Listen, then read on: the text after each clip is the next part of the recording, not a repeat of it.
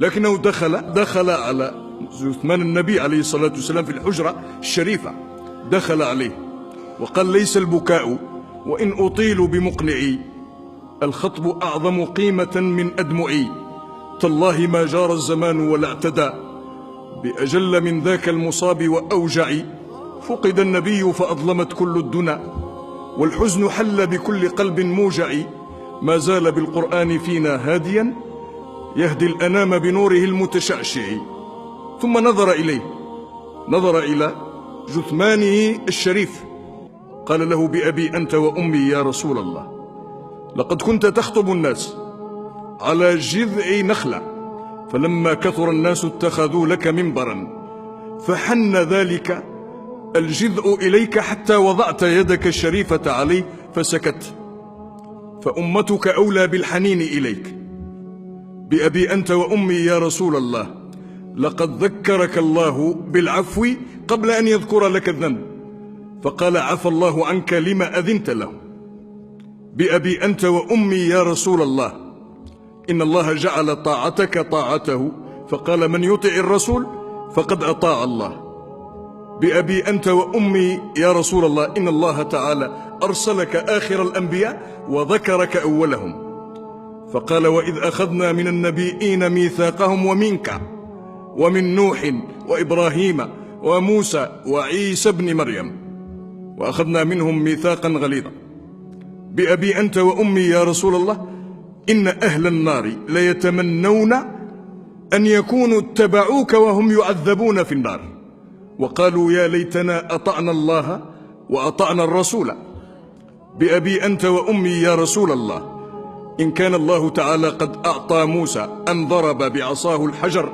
فانفجرت منها 12 عينا، فما ذاك بأعجب من الماء الذي نبع من بين أصابعك. بأبي أنت وأمي يا رسول الله،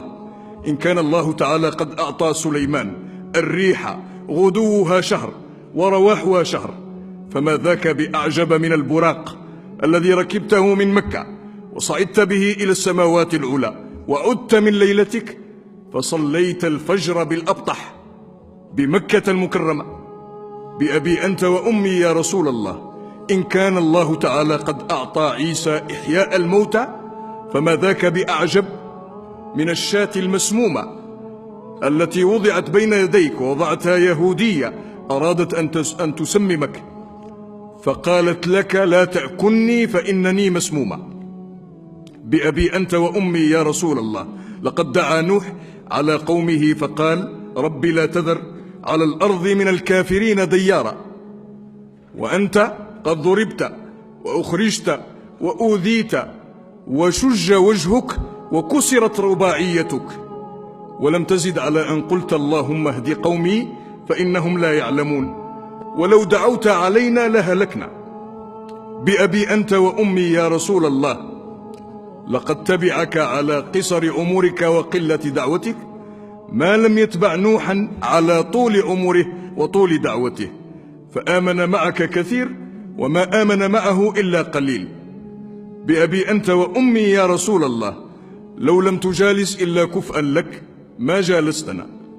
ولو لم تواكل إلا كفءا لك ما واكلتنا، ولو لم تتزوج إلا إلى كفء لك ما تزوجت إلينا، ولكنك جالستنا وواكلتنا وتزوجت إلينا، وركبت الحمار وأردفت خلفك ووضعت طعامك على الأرض تواضعا منك يا سيدي يا رسول الله. هذا هو سيدنا عمر الذي كان ينظر إلى النبي عليه الصلاة والسلام على أنه قدوة.